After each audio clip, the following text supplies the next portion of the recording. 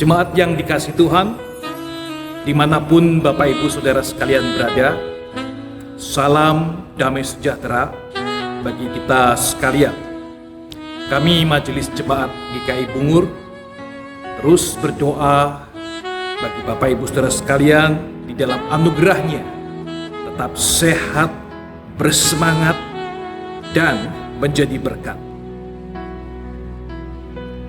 Jemaat yang dikasihi Tuhan, selamat beribadah pada hari Minggu ini. Minggu ini adalah minggu kedua dari bulan misi GKI Bungur.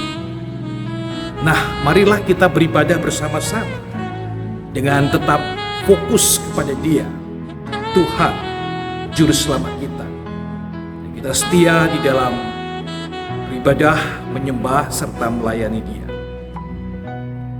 Ingatlah bahwa Dia, Tuhan, sudah lebih dahulu melakukan semuanya untuk kita.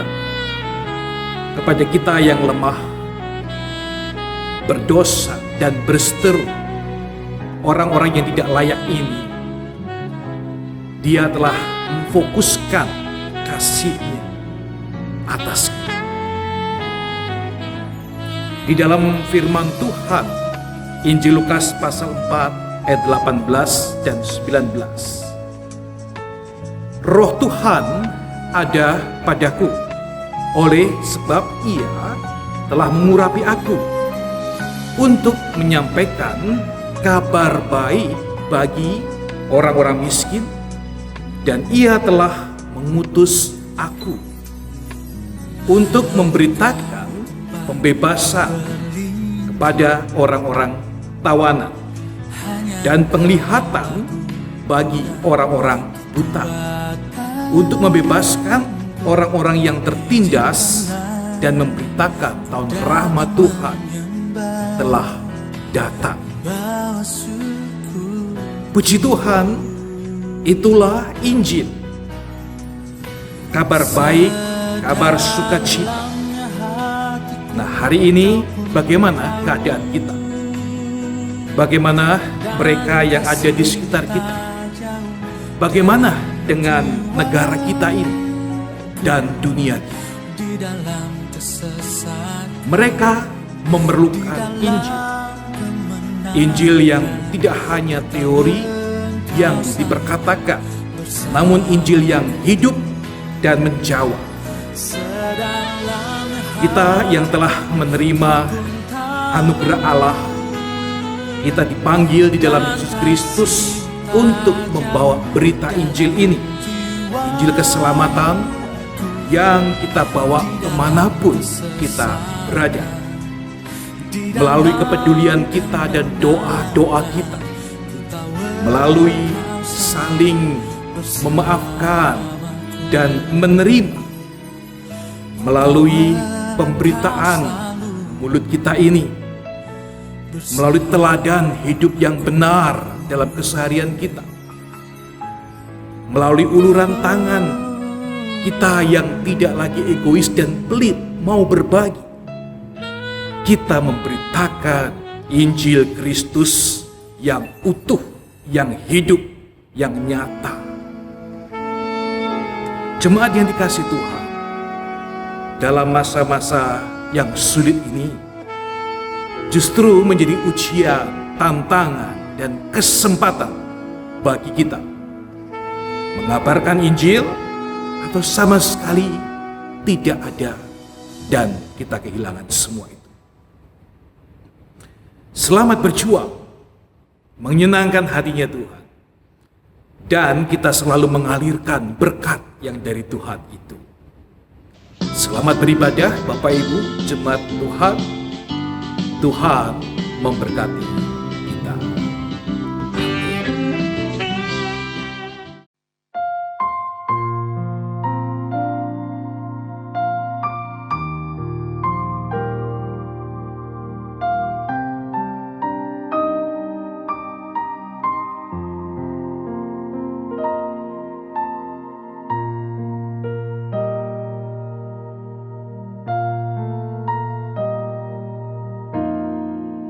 Come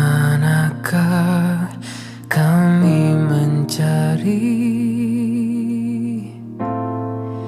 kasih sejati. Kemanakah kami berseru saat badai datang menderu?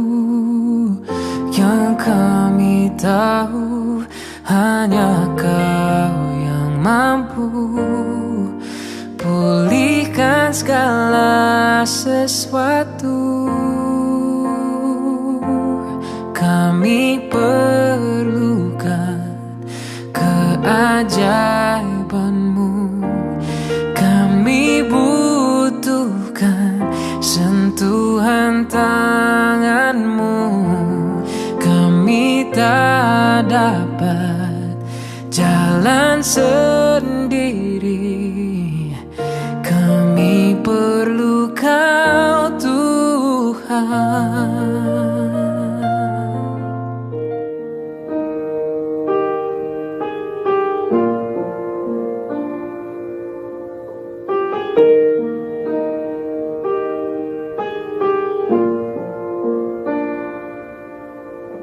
Amazing grace, how sweet the sound that saved a wretch like me. I once was lost, but now I'm found. Was blind, but now I see.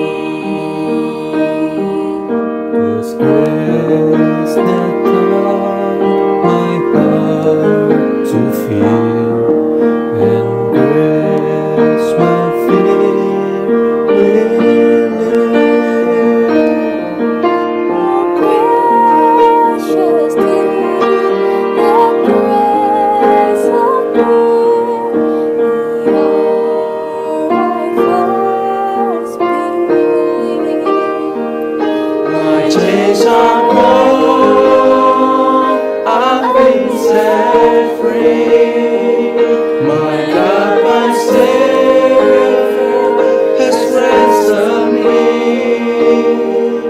And like a flood, His mercy grace, unending love, amazing grace.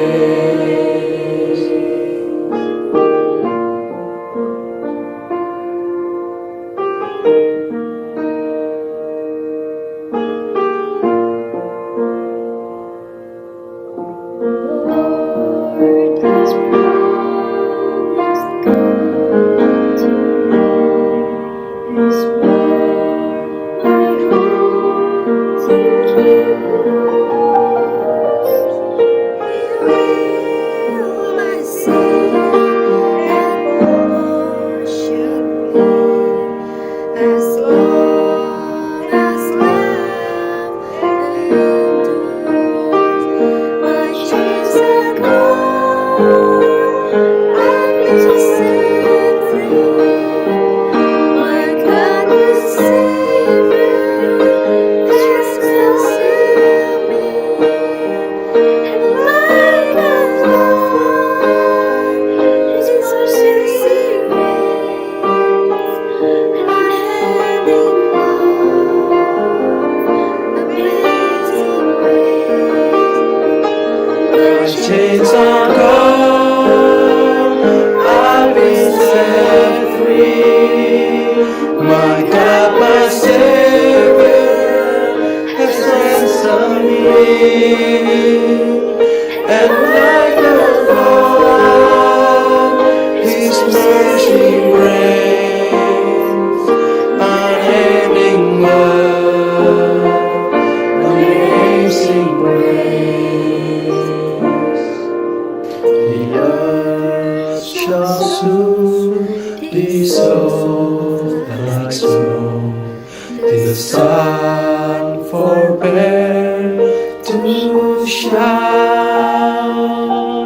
But God who called me here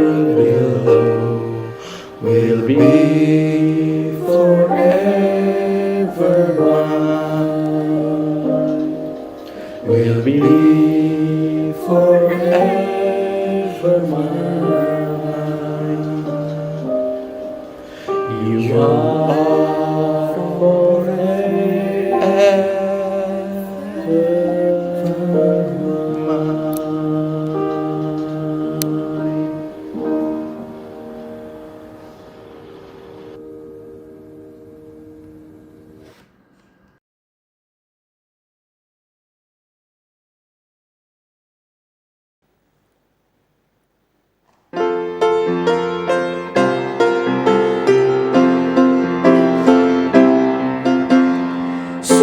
Sukacitaku sembahkan hanya pada Tuhanku.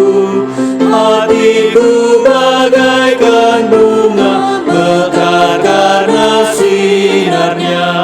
Awan maut ketakutan dienyakan olehnya.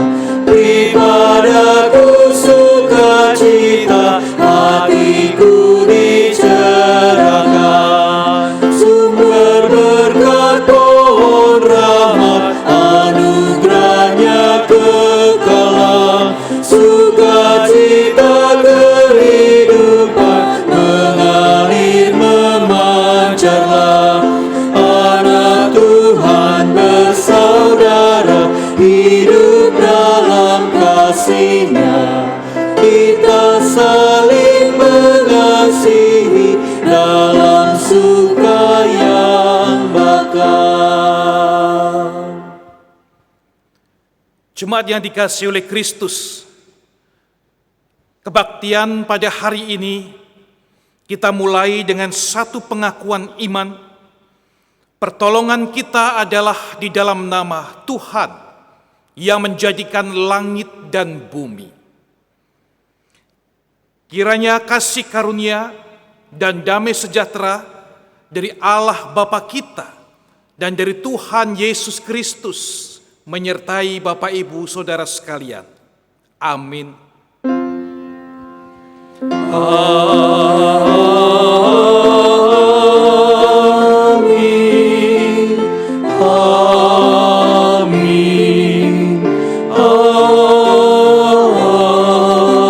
Amin.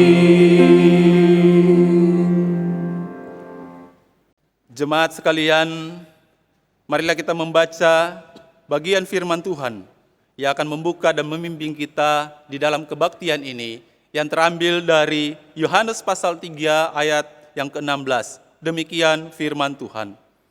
Karena begitu besar kasih Allah akan dunia ini, sehingga Ia telah mengaruniakan anaknya yang tunggal, supaya setiap orang yang percaya kepadanya tidak binasa, melainkan beroleh hidup yang kekal.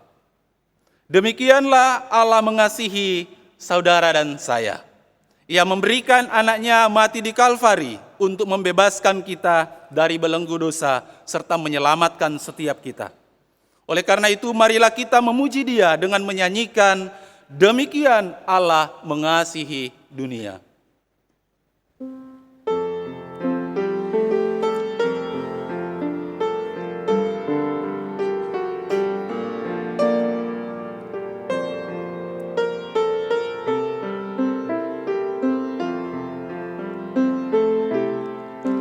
Allah mengasihi, Ia berikan anaknya mati di Kalvari untuk bebaskan saya. Ia akan datang pulang dengan penuh mulia. Amat besar kasih-Nya. Allah mengasihi, Ia berikan anaknya mati di Kalvari untuk bebaskan saya. Ia akan datang pulang dengan penuh mulia. Amat besar kasih-Nya. Jemaat sekalian, saat ini marilah kita menundukkan kepala kita menundukkan hati dan pikiran kita dengan mengakui akan setiap dosa dan pelanggaran kita kepada Tuhan. Dengan satu kesadaran bahwa kita adalah manusia yang berdosa, dan marilah kita memohon ampun kepadanya. Mari kita berdoa.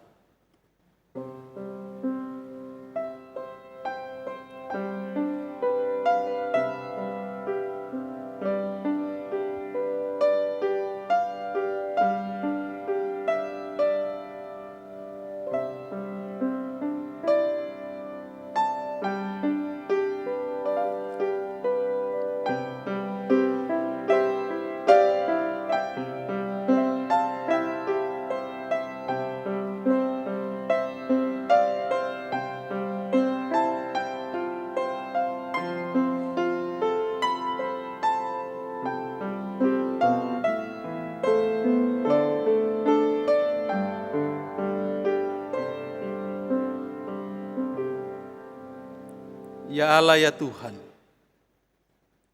Engkaulah yang telah memimpin dan menolong setiap kami, melewati hari lepas hari yang Tuhan percayakan untuk kami masuki dan lalui bersama dengan Tuhan.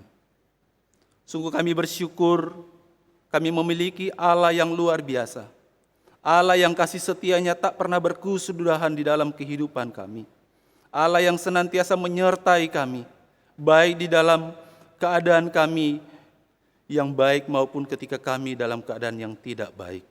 Terima kasih ya Tuhan, betapa luar biasanya dan betapa besarnya anugerah-Mu atas setiap kami.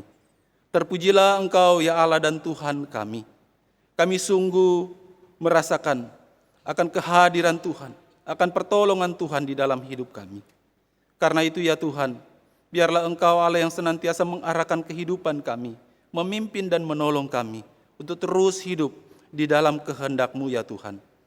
Ya Tuhan dan Allah kami, Allah yang kami percaya di dalam Kristus Yesus. Di tengah-tengah kehidupan yang kami jalani yang Engkau percayakan, kami sadari bahwa sering kali kami mengecewakan Engkau Tuhan. Sering kali kami tidak melakukan apa yang menjadi kehendak-Mu ya Tuhan. Kami melakukan salah dan pelanggaran di hadapan Tuhan. Dan kami menyadari bahwa semua itu menyakiti hati Tuhan. Kami berdosa terhadap-Mu ya Tuhan. Mohon ampun atas setiap salah dan dosa kami. Baik itu melalui perkataan kami, melalui pikiran kami, bahkan melalui tindakan yang kami lakukan tiap-tiap hari. Terima kasih ya Tuhan. Engkau Allah yang begitu setia. Engkau Allah yang begitu adil, mengampuni setiap kami. Dan biarlah Engkau juga yang menolong kami senantiasa Tuhan, di dalam kehidupan kami selanjutnya, untuk kami boleh terus hidup memuliakan Engkau, menyenangkan Engkau sebagai Allah dan Tuhan kami. Terpujilah Engkau ya Tuhan. Di dalam nama Yesus kami berdoa. Amin. Meresponi pengakuan dosa dan pelanggaran kita, marilah kita menyanyikan pujian Yesus, sobat kaum yang berdosa.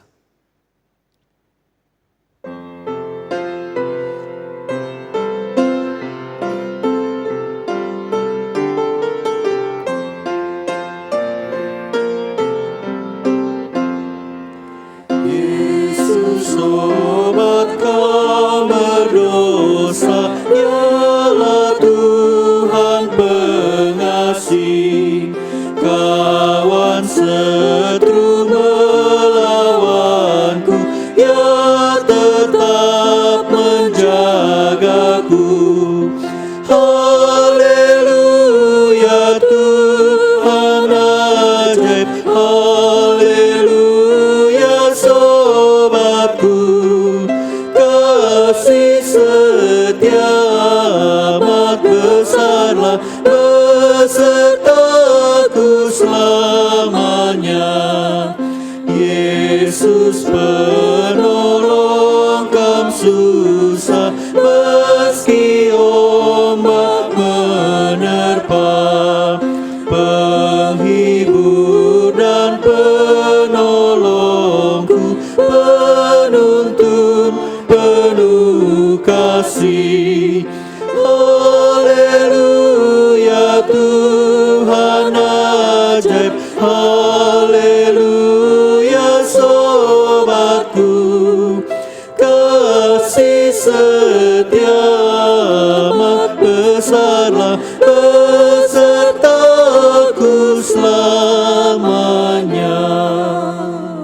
Saya mengajak jemaat sekalian untuk bangkit berdiri. Saat ini kita akan mendengarkan berita anugerah yang terambil dari Lukas pasal 4 ayat 18 dan 19. Demikian firman Tuhan. Roh Tuhan ada padaku. Oleh sebab itu ia telah mengurapi aku untuk menyampaikan kabar baik kepada orang-orang miskin. Dan ia telah mengutus aku untuk memberitakan pembebasan kepada orang-orang tawanan dan penglihatan bagi orang-orang buta, untuk membebaskan orang-orang yang tertindas, untuk memberitakan tahun rahmat Tuhan telah datang. Demikianlah berita anugerah dari Tuhan. Sebelum kita mendengarkan firman Tuhan, saudara-saudara yang dikasihi oleh Tuhan, marilah kita mempersiapkan diri kita dengan menyanyikan, memperkenankan hati Tuhan.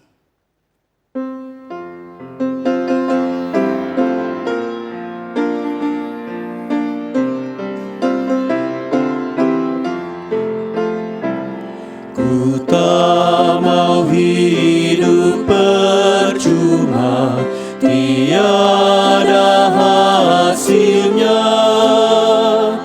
Tolong ku giat Tuhan, gunakan tiap waktu, menyenangkan hati Tuhan. Inilah doaku, asal Tuhan kuatkan, ku mau setia selalu. Ku tak mau hidup percuma, tiada hasilnya. Tolong ku giat Tuhan, gunakan tiap waktu, menyenangkan hati Tuhan. Inilah doaku, asal Tuhan kuatkan, ku mau setia selalu. Saat ini kita akan mendengarkan firman Tuhan yang akan disampaikan oleh hambanya. Selamat pagi jemaat kekasih dalam Tuhan Yesus Kristus.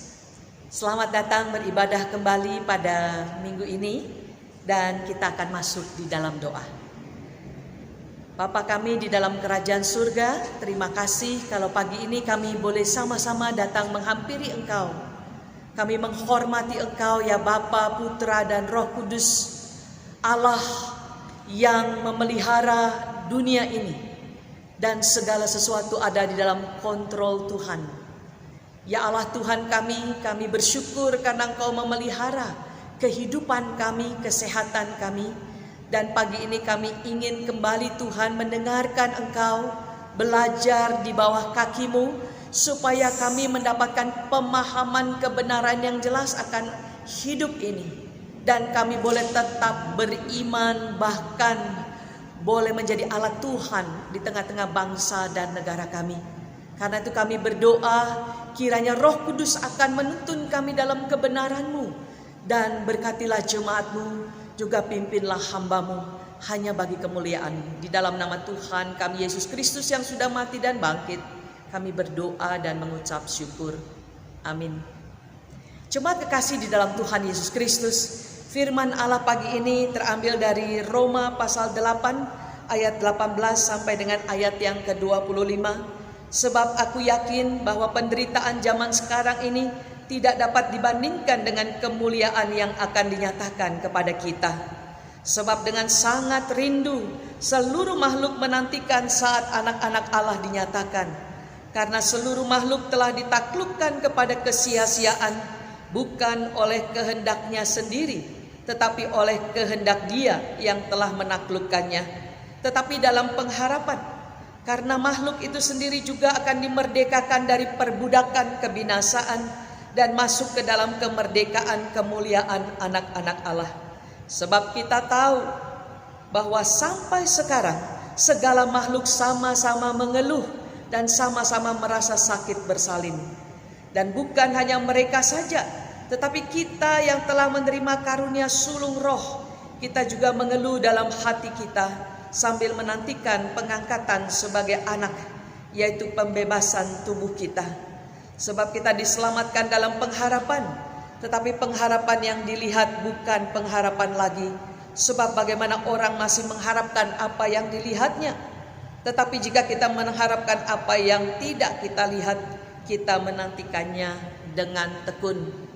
Berbahagialah setiap kita yang mendengar firman Allah dan merenungkan serta melakukannya dalam kehidupan kita. Jemaat kekasih di dalam Tuhan Yesus Kristus, hari-hari belakangan ini kita semua sedang bergumul, bukan hanya di bangsa dan negara ini, melainkan seluruh dunia masuk kepada satu keadaan yang mengkagetkan kita dan juga bahkan bisa membuat kita kebingungan dan ketakutan. Pandemi COVID-19. Ada orang-orang yang menganggap pandemi COVID-19 ini sebagai hari menjelang kiamat. Setiap hari kita mendengar begitu banyak orang yang kena wabah ini dan juga tidak sedikit yang meninggal. Dan hal ini bertambah terus sehingga ketakutan semakin kuat. Apalagi saat ini sudah mencapai bulan yang ke-7. Belum juga ditemukan antivirus sebagai penangkal virus COVID ini. Namun apakah benar demikian? Bahwa hari-hari ini adalah hari-hari menjelang kiamat? Kalau kita memperhatikan di dalam firman Allah maupun juga di dalam sejarah dunia ini, sebenarnya pandemi COVID bukanlah pertama kali terjadi di dunia, melainkan telah terjadi juga di abad-abad yang lalu. Hanya pada waktu itu kita belum ada atau belum lahir, sehingga hari ini mungkin atau saat-saat pandemi COVID-19 seperti suatu bencana yang sangat luar biasa yang ingin melumat seluruh penduduk dunia ini. Mari kita simak beberapa hal yang pernah terjadi.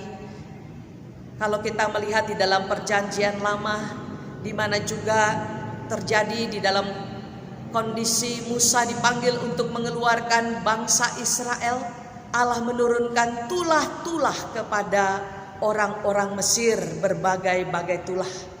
Begitu juga ada masa-masa kelaparan besar terjadi pada waktu zaman Yusuf.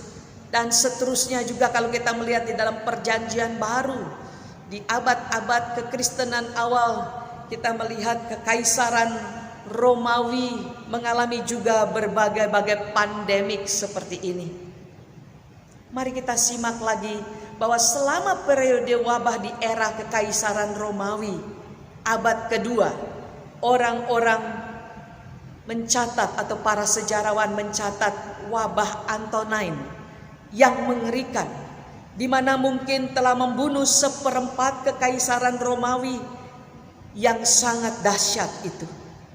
Begitu banyak orang-orang bergelimpangan jatuh di jalan-jalan mati seketika oleh karena pandemik yang sedang terjadi itu.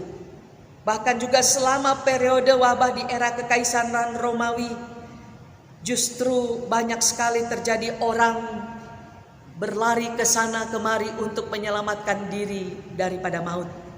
Namun yang sangat menarik di dalam era wabah itu, bahwa begitu banyaknya umat yang percaya kepada Tuhan justru tinggal dan merawat orang-orang sakit.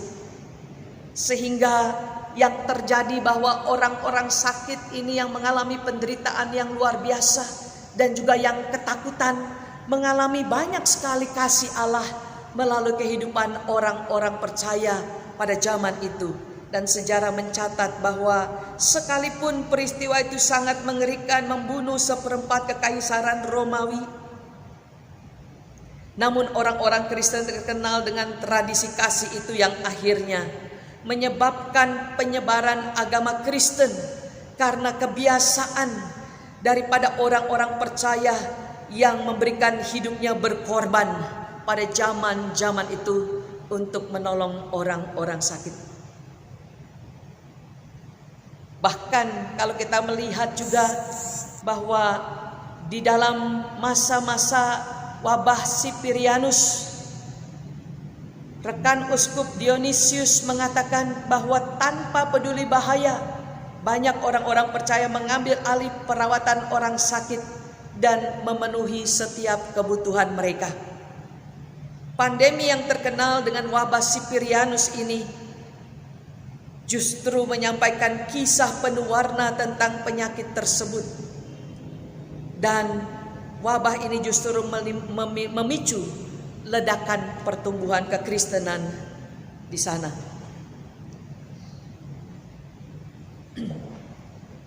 Mari kita ingat juga ada peristiwa yang sangat besar terjadi di dalam abad ke-14, yaitu Black Death, penyakit dari pes. Ya, di dalam zamannya reformator Martin Luther di Wittenberg, banyak orang kebingungan dan takut pada wabah ini, wabah yang membawa pada kematian. Dan pada waktu itu sebenarnya begitu banyak orang yang melarikan diri dari Wittenberg. Namun apa yang terjadi dengan Bapak reformator yang terkenal Martin Luther, bahwa justru dengan kondisi seperti ini beliau tidak melarikan diri bersama istrinya, bahkan tetap tinggal di Wittenberg, dan dengan hati yang penuh dengan cinta kasih, beliau justru bersama istri merawat para orang-orang yang terkena wabah ini, dan ada juga yang dibawa ke rumah untuk dirawat di sana. Kita tahu pada masa itu sebenarnya di mana medis belum begitu canggih teknologi dan kemampuannya seperti abad-abad sekarang ini, sehingga ada banyak sekali yang tidak bisa tertangani. Justru disinilah Martin Luther yang menyadari bahwa ada Allah yang mengontrol dunia ini, ada Allah yang berdaulat, dan Allah sanggup untuk menjaga, melindungi manusia di tengah dunia ini.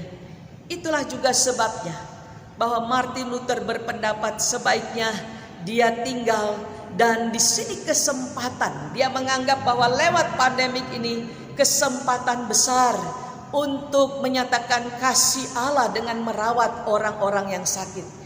Dia juga adalah yang memberikan dorongan-dorongan kepada para dokter-dokter, perawat-perawat untuk terus bertahan, yaitu orang-orang percaya, bahkan juga pegawai-pegawai negeri dan banyak profesional lainnya, untuk tetap tinggal dan ikut serta menolong mengentaskan masalah pandemik yang sedang terjadi. Mengapa hal ini terjadi di tengah-tengah dunia? Kalau kita mengingat, bukankah kita ini tinggal di tengah-tengah dunia yang sama dengan dunia yang diciptakan oleh Allah dalam Kejadian 1? Di mana Allah menciptakan dunia ini penuh dengan order yang begitu teratur, semuanya harmonis. Bahkan Kejadian 1 pasal 31 mengatakan waktu Allah mengevaluasi seluruh ciptaannya, semuanya dalam keadaan sangat baik. Dan itulah memang kehendak Allah, menciptakan keteraturan, kesejahteraan di tengah-tengah dunia. Tetapi kita juga harus mengingat bahwa sejak pasal 3 lah begitu manusia jatuh ke dalam dosa, di sanalah dunia menjadi rusak.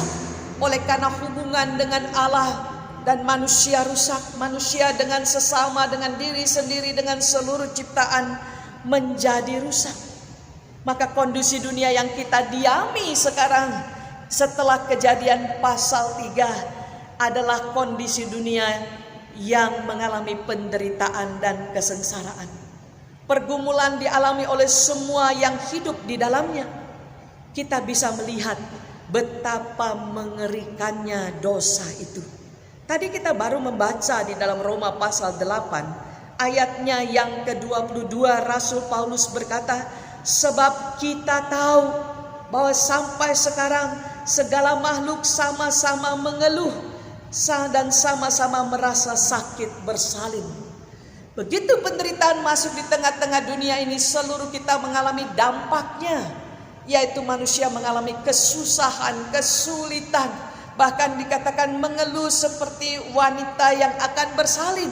Itu masa-masa krisis bagi seorang yang akan melahirkan, kesakitan yang luar biasa.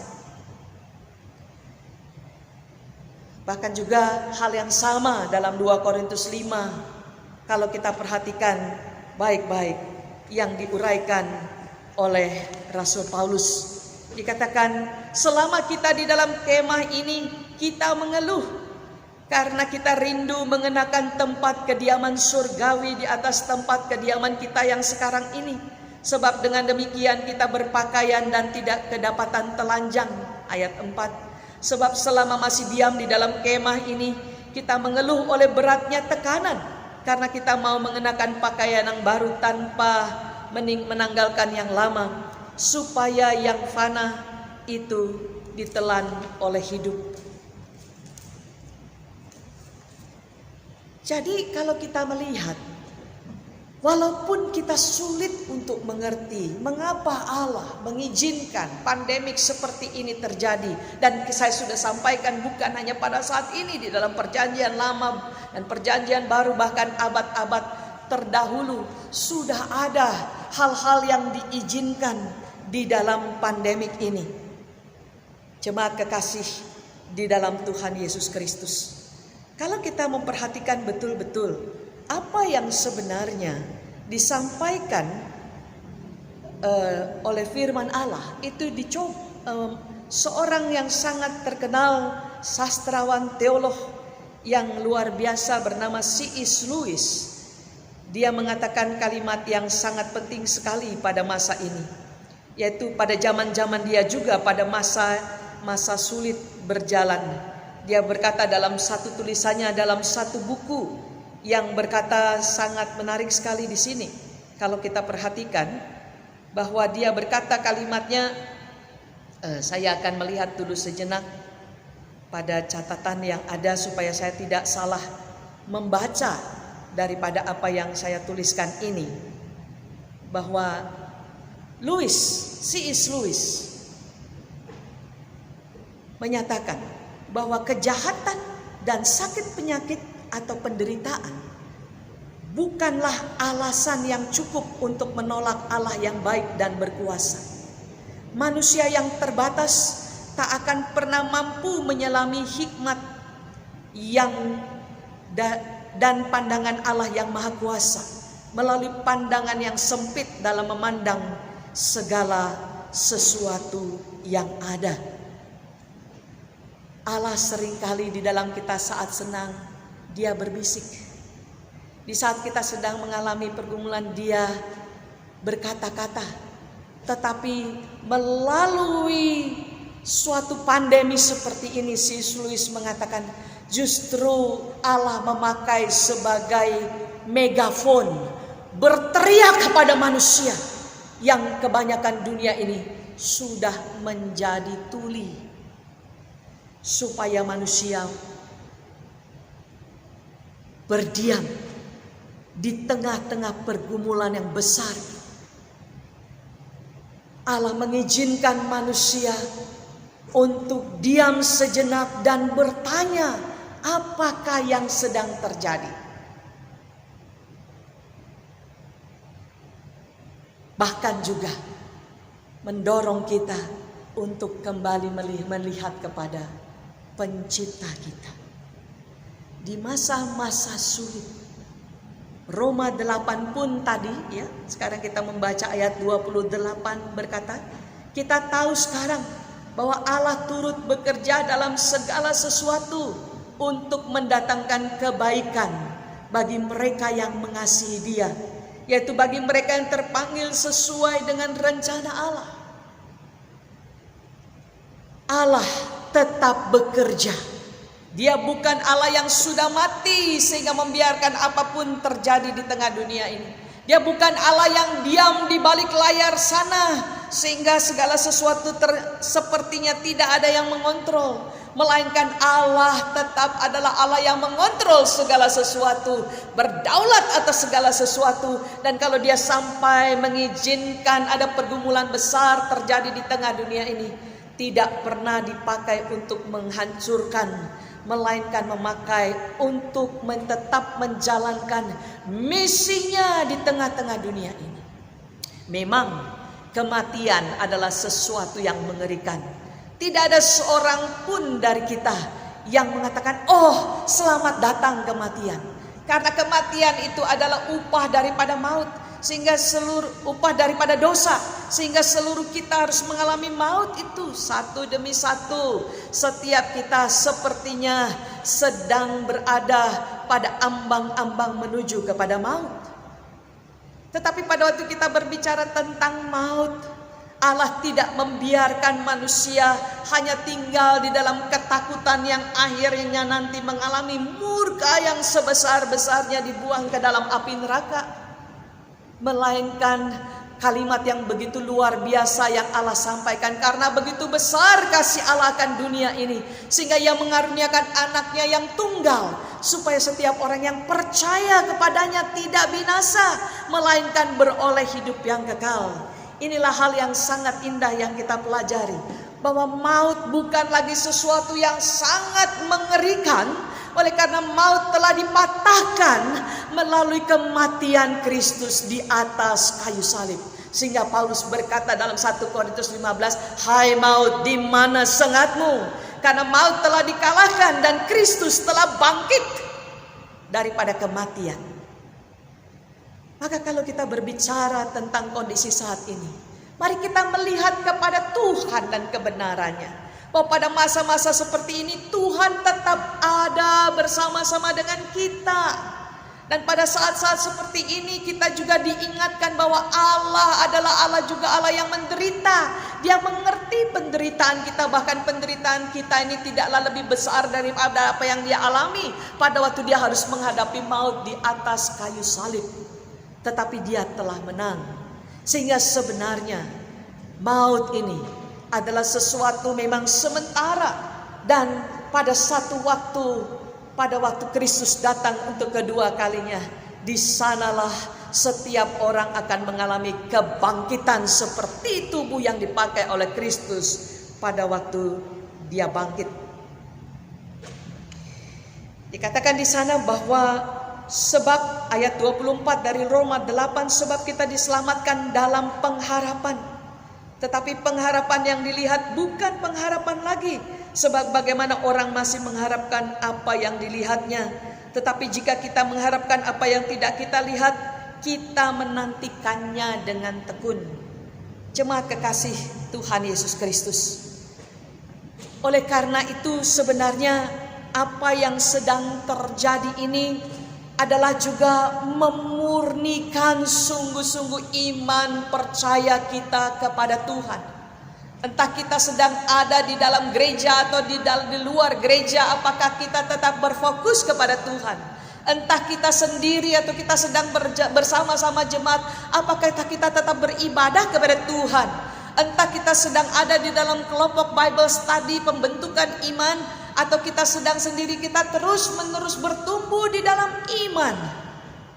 Ketekunan itulah yang dibutuhkan dalam kehidupan orang percaya.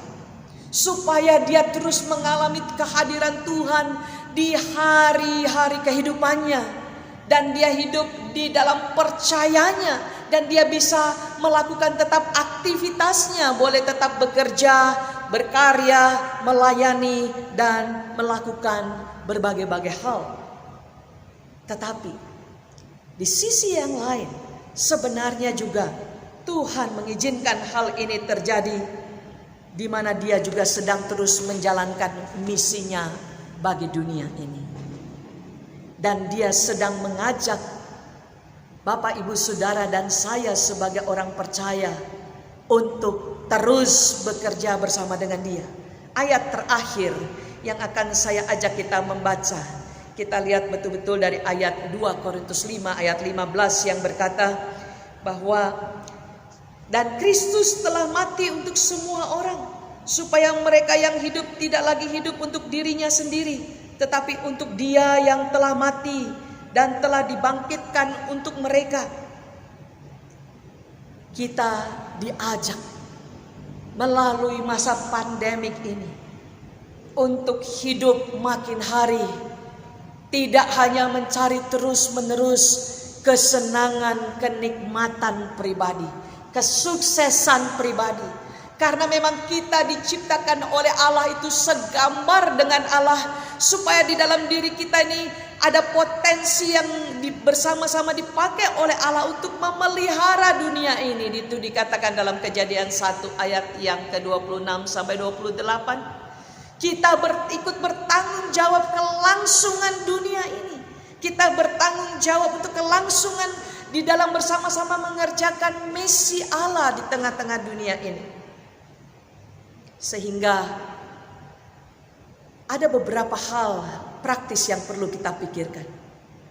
Yesus berkata, barang siapa mau mengikut aku, ia harus menyangkal dirinya dan memikul salib. Jadi sebenarnya dalam keadaan kita di dunia ini, bukan berpikir untuk mendatangkan bagaimana sebanyak-banyaknya kehebatan, kesuksesan, kenikmatan untuk diri. Melainkan kita diajak mengikut Kristus memikul salib. Sehingga sebenarnya mengatakan tidak pada kemauan dan ambisi pribadi, tetapi memikirkan apa yang dipikirkan oleh Allah, melakukan apa yang dilakukan oleh Allah. Karena Allah mencintai dunia ini, Dia mau supaya begitu banyak orang di tengah-tengah dunia ini mengalami cinta kasih Allah. Melalui pandemik ini seperti Martin Luther, kita begitu concern, kita perlu berdoa untuk keadaan pandemik ini. Kita berdoa bagi mereka yang terkena COVID, kita berdoa bagi keluarga, kita berdoa bagi para dokter, perawat dan sebagainya sedang mengusahakan sehingga kita tidak berorientasi berdoa hanya untuk diri sendiri. Kedua, kita juga bisa melakukan menolong mereka yang mengalami COVID, atau orang-orang yang mengalami PHK, orang-orang yang mengalami keadaan-keadaan yang buruk pada saat pandemik ini. Mari kita buka bukan hanya Alkitab, tetapi John Stott mengajar kita buka Alkitab, tapi juga buka itu berita-berita masyarakat di tengah-tengah dunia atau di tengah-tengah bangsa. Oleh karena memang kehadiran daripada gereja, kehadiran orang percaya adalah untuk ikut serta menjadi terang, menjadi garam bagi dunia ini. Sehingga kita perlu untuk ikut serta menolong mereka. Menolong mereka yang dalam kesulitan. Menolong mereka yang dalam pergumulan secara ekonomi. Menolong mereka yang berada di berbagai-bagai kondisi yang ada. Dan bahkan kita yang ada di dalam kedudukan kita, entah sebagai pegawai negeri, entah sebagai kaum profesional, bisnismen, ibu rumah tangga atau apapun, Tuhan sedang mengajak kita untuk memakai seluruh potensi pikiran kita, kekuatan kita untuk ikut serta bersama dengan pemerintah mengatasi kondisi-kondisi yang ada sampai COVID ini berlalu. Jemaat kekasih Tuhan, menyangkal diri, memikul salib, belajar untuk di dunia ini memang kita masih mengeluh. Kita tidak mencari kehidupan yang begitu comfortable, begitu convenient. Kita perlu keluar, dalam arti kata keluar daripada hanya menikmati keinginan pribadi, dengan mengkonsentrasikan menolong orang-orang yang sedang mengalami pergumulan dan kondisi-kondisi yang sulit ini. Yang kedua, kita diajak juga untuk betul-betul berani melakukan pelayanan-pelayanan dari apa yang kita miliki, sehingga orang-orang di tengah bangsa ini yang tidak makan dengan lengkap 3 kali sehari mungkin, atau orang-orang yang sedang mengalami kesakitan, tidak punya dana untuk berobat, atau apapun yang mereka sedang alami. Mari kita justru menyatakan cinta kasih kepada tetangga kita, keluarga maupun juga orang-orang yang ada di sekitar kita. Yang terakhir, bahwa kita tidak hidup untuk diri sendiri, melainkan untuk Kristus. Sehingga pelayanan kita, perhatian kita bukan sampai hanya ada pada benda-benda yang kita miliki atau potensi-potensi yang kita miliki. Di dalam pelayanan dalam pandemik ini juga ada resiko besar, yaitu kematian. Jemaat kekasih, Martin Luther berkata bahwa memang itu suatu resiko yang sangat besar, yaitu bisa mencapai pada titik kematian. Tetapi bagi orang yang percaya, kita memang perlu hati-hati melakukan pelayanan ini. Tapi kalau sampai pada akhirnya juga kita karena itu harus mati, itulah bagian daripada mengikut Kristus. Menyangkal diri, memikul salib, dan bahkan sampai pada kematian.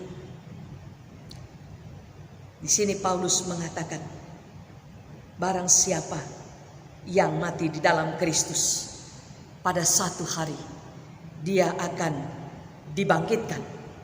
Saya ingin menutupnya dengan satu kesaksian seorang dokter yang luar biasa. Dalam 1 menit ini saya membagikan kepada kita bagaimana sebenarnya di dalam masa-masa seperti ini seorang dokter yang mengalami sesuatu yang luar biasa sekali. Bahwa saya akan bacakan apa yang saya dapat dari satu berita-berita tentang dokter-dokter yang ada. Karena sampai pada hari Sabtu kemarin tanggal 1 Agustus, data pengurus besar ID mengatakan ada 72 dokter yang meninggal akibat COVID-19. Tetapi ada seorang dokter Kristen memberikan kesaksian, pergumulan bernama Monica. Monica di mana ia bekerja dengan orang-orang yang akhirnya mereka dibagi menjadi 2 kelompok. Bisa juga dilakukan di rumah-rumah para pasien. Sehingga jika seorang jatuh sakit, yang lain dapat terus bekerja. Salah satu kekhawatiran mereka adalah kurangnya peralatan yang memadai untuk kunjungan ke rumah-rumah. Namun krisis telah mengingatkan Monica pada kitab Daniel, khususnya pada waktu Daniel berada dan teman-temannya di dapur api. Ia mengatakan, meskipun saya mencintai pekerjaan saya dan mengambil semua tindakan pencegahan, saya sangat menyadari kerentanan saya. Saya tahu bahwa satu-satunya yang dapat menyelamatkan saya sehingga saya dapat terus merawat pasien saya adalah Tuhan. Bahkan jika ini tidak terjadi, saya percaya saya harus tetap berada di tempat saya sekarang. Dan saya meminta kekuatan daripada Tuhan. Saya juga meminta kebijaksanaan tidak hanya untuk diri saya sendiri, tetapi juga untuk keluarga saya. Sehingga kami dapat menghadapi apa yang akan terjadi. Sungguh penyataan iman yang berani dan sangat mengharukan, mengingatkan kita pada kalimat Rasul Paulus, jika aku harus hidup di dunia ini, berarti bagiku bekerja memberi buah. Kiranya firman Allah ini kita renungkan secara mendalam apa artinya menjadi pengikut Kristus di tengah-tengah pandemik. Dan kiranya Tuhan memberikan kekuatan, penghiburan, dan pertolongan serta cinta kasih kepada kita jemaat Allah. Dan kita boleh setia sampai akhir. Tuhan memberkati kita. Amin. Jemaat disilakan untuk mengambil doa pribadi di hadapan Tuhan.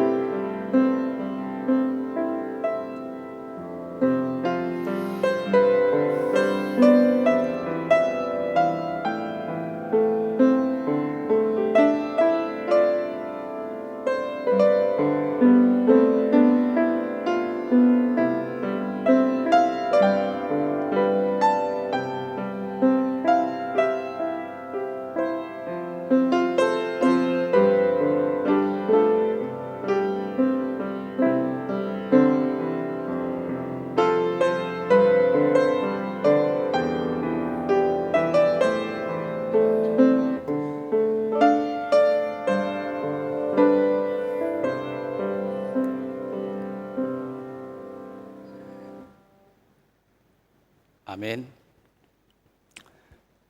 Jemaat Tuhan, marilah kita bersama dengan umat Allah di masa lalu, masa kini, dan masa depan, mengingat pengakuan pada baptisan kita menurut pengakuan iman rasuli dengan mengucapkan, Aku percaya kepada Allah, Bapa yang Maha Kuasa, Khalik langit dan bumi, dan kepada Yesus Kristus, anaknya yang tunggal Tuhan kita, yang dikandung daripada Roh Kudus, lahir dari anak darah Maria, yang menderita sengsara di bawah pemerintahan Pontius Pilatus, disalibkan, mati, dan dikuburkan, turun ke dalam kerajaan maut, pada hari yang ketiga bangkit pula dari antara orang mati, naik ke surga, duduk di sebelah kanan Allah, Bapa yang Maha Kuasa, dan dari sana Ia akan datang untuk menghakimi orang yang hidup dan yang mati. Aku percaya kepada Roh Kudus, gereja yang kudus dan am, persekutuan orang kudus, pengampunan dosa, kebangkitan orang mati, dan hidup yang kekal. Amin. Saat ini kita akan menaikkan doa syafaat kita, dan marilah kita tundukkan kepala kita berdoa. Engkaulah Allah dan Tuhan kami, yang memperkenankan kami ya Tuhan, untuk kami boleh hidup dan memperoleh anugerah yang daripadamu. Melalui kematian dan kebangkitan Kristus di atas kayu salib. Kami bersyukur oleh karena Engkau yang memilih dan menetapkan kami ya Tuhan, untuk boleh menjadi anak-anak Tuhan, yang menerima kuasa yang daripadamu ya Tuhan. Terpujilah Engkau ya Tuhan. Kami bersyukur di mana kami boleh menjalani kehidupan kami di bulan ini ya Tuhan. Dan kami boleh memasuki minggu misi ya Tuhan yang ke-31. Biarlah Tuhan yang menolong kami di bulan misi ini, bulan yang ke-31, untuk kami boleh melakukan apa yang menjadi kehendak Tuhan. Untuk Injil boleh diberitakan melalui gereja Tuhan yang ada di tempat ini. Untuk orang-orang boleh melihat Engkau Allah dan Tuhan kami. Untuk orang-orang boleh menerima Engkau sebagai Allah dan Tuhan.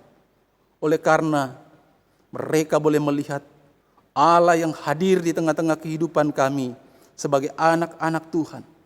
Sebagai satu jemaat yang ada di jemaat GKI Bungur dan juga yang ada di jemaat Alam Sutra. Terima kasih ya Tuhan. Kami bersyukur kepadamu ya Tuhan, untuk setiap apa yang Engkau percayakan kepada kami.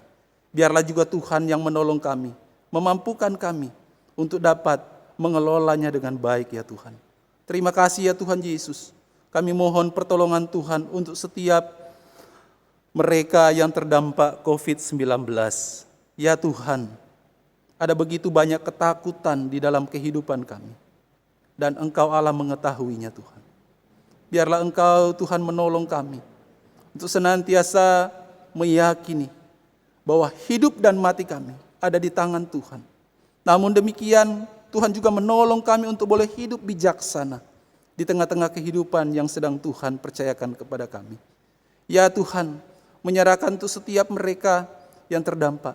Tuhan menolong, Tuhan memberkati, memberikan kekuatan kepada setiap mereka ya Tuhan. Untuk boleh Engkau perkenankan mereka menjalani apa yang sedang mereka alami. Terima kasih Tuhan Yesus. Untuk setiap para medis, untuk para pemerintah yang boleh berpartisipasi dan juga menjalankan tugas dan tanggung jawab mereka di tengah-tengah COVID-19 yang sedang berlangsung saat ini. Biarlah ya Tuhan, Engkau senantiasa juga menolong setiap mereka. Pemerintah boleh mengambil kebijakan-kebijakan yang sungguh dapat memperhatikan setiap mereka yang terdampak ini Tuhan Yesus. Tuhan menolong juga untuk seluruh jemaat Tuhan di tengah-tengah situasi yang ada, untuk boleh senantiasa tetap menyatakan Kristus di tengah-tengah apa yang sedang dialami. Terima kasih ya Tuhan. Berdoa menyerahkan kepada Tuhan untuk setiap kami ya Tuhan Yesus. Biarlah Engkau Allah yang terus menolong untuk setiap jemaat Tuhan. Mereka yang mengalami penderitaan, mereka yang mengalami masalah, baik secara pribadi maupun di tengah-tengah keluarga yang sedang mereka hadapi saat ini. Ya Tuhan, Engkaulah batu karang kami yang teguh. Engkaulah kekuatan kami. Engkaulah sandaran hidup kami. Karena itu biarlah Engkau Tuhan yang menjadi pertolongan bagi setiap saudara-saudara kami ini ya Tuhan. Berikanlah mereka jalan keluar. Dan bila mana Engkau Allah berkenan, biar juga Engkau Allah memulihkan setiap mereka yang sakit. Setiap mereka yang bermasalah, biarlah juga Tuhan terus memberikan kekuatan. Untuk mereka boleh berjalan bersama dengan Tuhan. Di tengah-tengah masalah persoalan kehidupan yang dihadapi. Satu hal yang kami rindukan. Melaluinya ya Tuhan. Biarlah mereka boleh mengalami kehadiran Tuhan. Mereka boleh melihat betapa luar biasanya Tuhan di dalam kehidupan mereka. Terima kasih ya Tuhan. Inilah doa, inilah permohonan kami kepadamu. Yang kami panjatkan di dalam nama Tuhan Yesus, Allah kami yang hidup. Amin.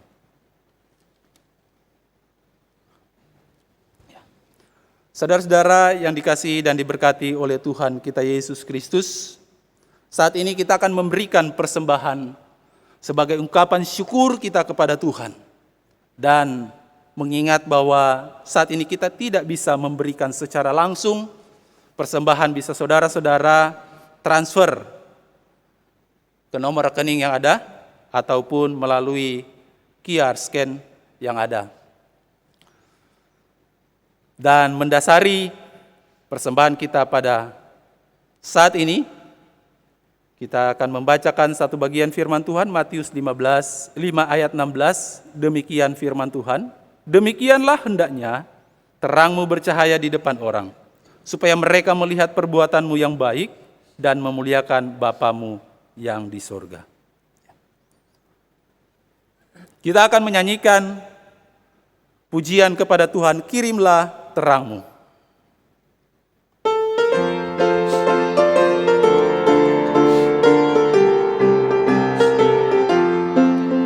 Berkumandang suara dari seberang, kirimlah terangmu. Banyak jiwa dalam dosa mengerang, kirimlah terangmu. Kirimlah terang Injil Tuhan pada umat semua.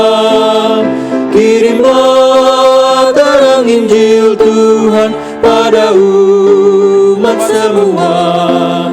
Berdoalah agar kasih-Nya tersebar, kirimlah terangmu. Beritakan kasih-Nya pada mereka, kirimlah terangmu. Kirimlah terang Injil Tuhan pada umat semua. Kirimlah terang Injil Tuhan pada umat semua. Mari kita berdoa. Bapa di dalam surga, kami mengucap syukur kepada Engkau sebagai Allah dan Tuhan kami yang senantiasa melimpahkan segala berkat surgawi kepada setiap kami. Engkau Allah yang senantiasa berkemurahan untuk kami sebagai anak-anak-Mu ya Tuhan. Kami bersyukur dan berterima kasih untuk segala sesuatu yang telah kami terima daripada-Mu ya Tuhan. Dan saat ini, biar juga Engkau Allah berkenan menerima persembahan syukur kami kepada Engkau sebagai Allah dan Tuhan kami, yang kami berikan dari apa yang telah kami terima daripada-Mu. Dan terima kasih oleh karena Engkau Allah yang telah menolong setiap kami, memampukan setiap kami untuk boleh memberikan persembahan kepada-Mu ya Tuhan dan Allah kami. Berdoa menyerahkan untuk setiap mereka yang Tuhan percayakan untuk mengelola. Biarlah Tuhan memberikan hikmat kepada setiap mereka untuk boleh mengelola dengan bijaksana persembahan yang ada. Sehingga melalui persembahan ini, ada banyak orang boleh merasakan kasih dan pertolongan Tuhan di dalam kehidupan mereka. Dan demikian pula di dalam keberadaan gereja Tuhan yang ada. Biarlah juga boleh terus berlangsung oleh karena apa yang dipersembahkan. Terima kasih ya Tuhan Yesus, kami bersyukur kepadamu, dan biarlah juga Engkau Allah menolong kami untuk boleh mempersembahkan kehidupan kami sepenuhnya hanya untuk hormat dan kemuliaan nama Tuhan. Amin. Kita akan mengakhiri kebaktian kita di pagi hari ini. Untuk itu marilah kita menaikkan pujian kepada Tuhan sebagai bentuk pengakuan kita dan hormat kita bahwa Tuhan satu-satunya pohon selamat dan sumber berkat kita.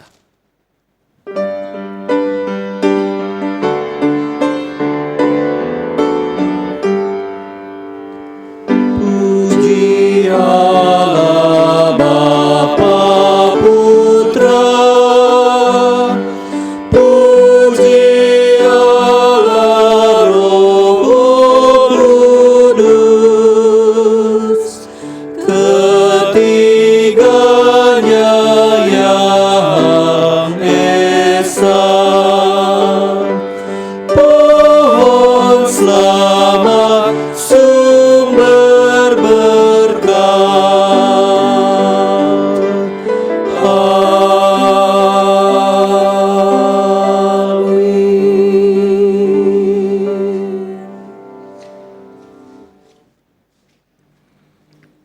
Jemaat yang dikasihi oleh Kristus, pergilah dengan damai sejahtera, dan biarlah berkat Tuhan menyertai Bapak Ibu Saudara sekalian dimanapun juga berada, sehingga kita diperlengkapi untuk memberitakan Injil dan membawa Injil itu hidup nyata di dalam kehidupan masyarakat dimanapun kita ditempatkan.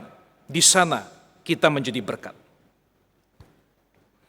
Kiranya kasih karunia dari Kristus Yesus Tuhan kita, kasih sayang dari Allah Bapa Surgawi, kuat kuasa penghiburan dan pimpinan Allah Roh Kudus, menyertai Bapak Ibu Saudara-saudara sekalian, dimanapun juga berada, mulai dari saat ini sampai selama-lamanya. Amin. Haleluya, haleluya, haleluya, haleluya, haleluya, amin, amin, amin.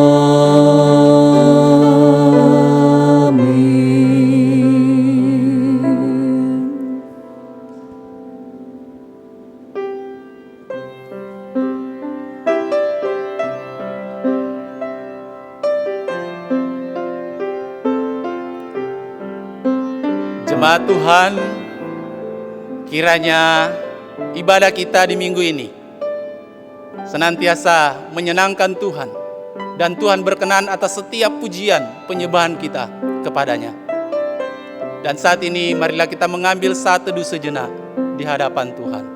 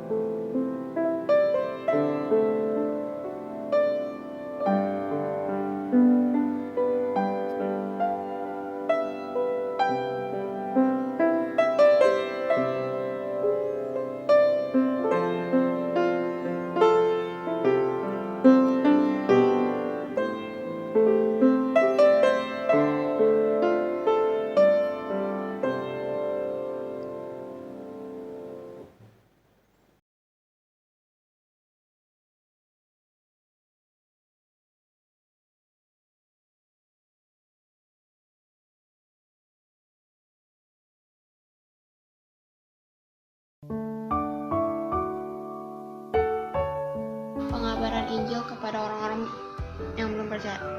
Misi adalah gerakan yang harus kita lakukan untuk memberitakan Injil kepada orang-orang yang belum percaya pada Tuhan Yesus. Misi itu adalah membawa orang satu langkah menuju ke Tuhan Yesus. Hidup yang tak Ke Sumatera. Kenapa kayak gitu? Karena masih banyak yang belum percaya sama Tuhan Yesus. Aku memilih bermisi ke Pulau Kalimantan. Kenapa? Karena di Pulau Kalimantan banyak anak-anak yang ingin mendengar cerita firman Tuhan, tetapi tidak ada yang memberitakan Injil tentang firman Tuhan. mereka berluka, mereka berluka. Kasih Yesus yang besar sebagai jawaban. Mereka berluka, mereka berluka. Tidakkah kau sadari Dia kasih yang sejati? Mereka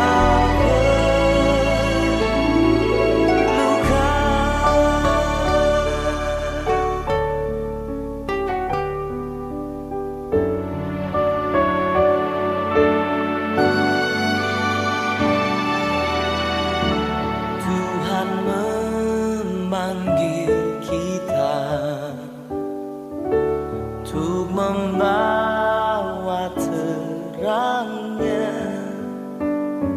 Tiada lebih berharga mencari yang terhilang.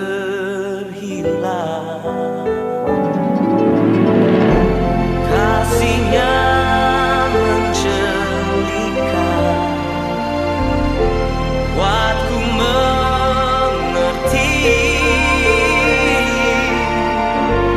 Mereka perlu mendengar tentang kasihnya.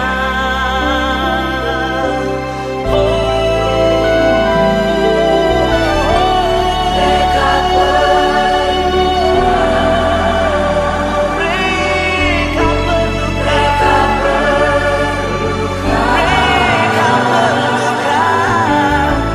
kasih Yesus yang besar sebagai jawaban.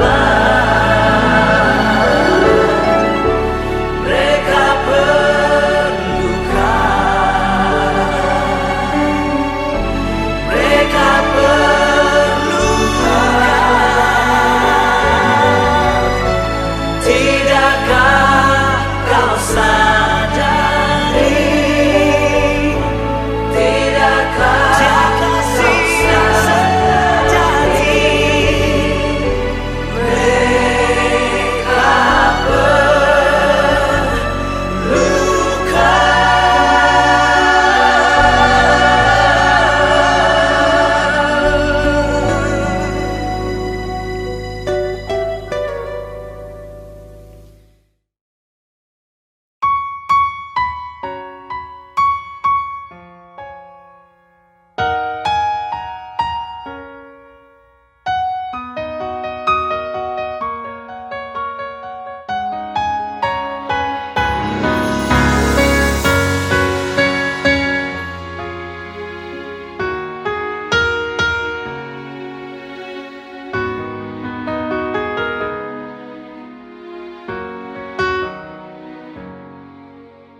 祝你比我更知道如何开启我未来的道路。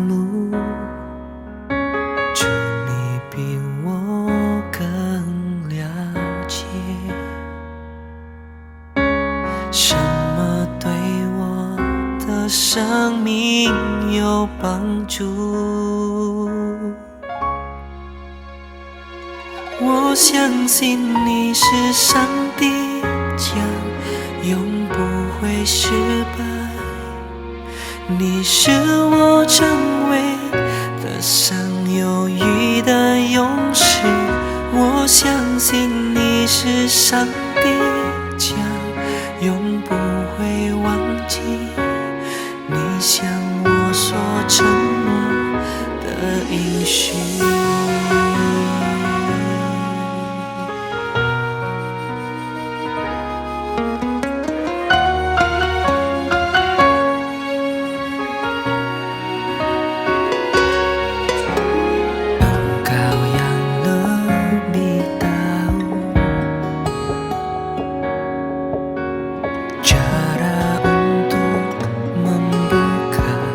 Jalanku,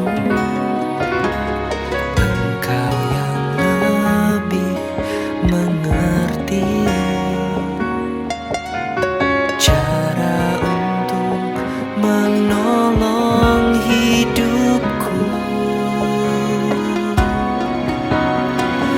Ku percaya Kau Tuhan yang tak pernah gagal menjadikanku lebih dari pemenang. Ku percaya Kau Tuhan yang tak pernah lalai menepati janji-janji-Mu. Kau membawaku terus naik, akan pernah turun, tak pernah turun.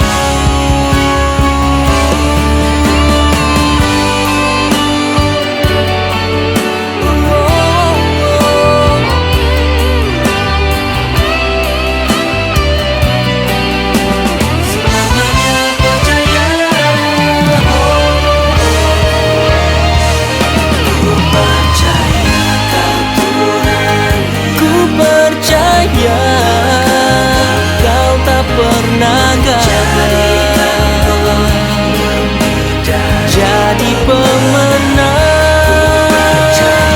Kau Tuhan yang tak pernah lalai, Kau selalu tepati janji-Mu. Oh, 相信你是上帝将永不会忘记你向我所承诺的应许，你向我所承诺的应许。哦呀，因你上帝永不会失败。